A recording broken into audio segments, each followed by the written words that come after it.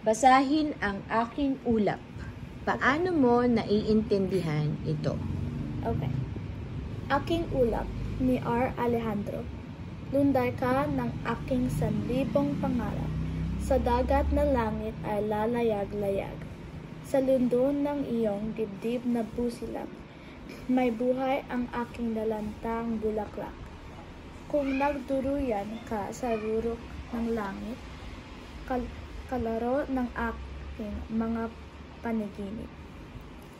Ang lupang tungtungay, di na naiisip, nalilipat ako sa ibang daigdig. Isakay mo ako, o ulap kong giliw, ibig kong mahagkan ang mga bituin. Ang lihim ng araw at buwang maningning, ibig ko rin sanang malama't marinig. Paano mo naiintindihan ito? How I understand it is aking ulap means my cloud.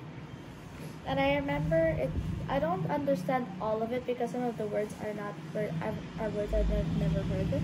But I remember that some of them meant like, you are my boat of 1,000 dreams. And there was this one part about, it was a boat in the sky.